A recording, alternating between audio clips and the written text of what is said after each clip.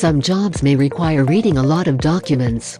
exClone turns those documents into a conversational system, a virtual expert, so that people can ask questions and get answers quickly.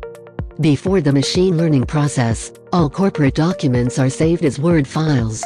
Certain format changes are necessary. These changes must be done by exClone certified developers. It is all editorial effort and specifications are listed in a developer's manual. Topic and subtopic sections must be formatted using H1 and H2 tags in Microsoft Word. Other format details are explained. Question-answer pairs can be appended in the documentation using specific titles.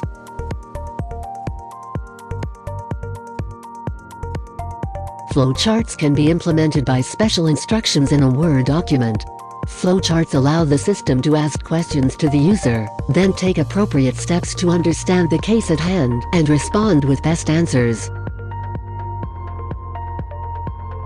Here is an example.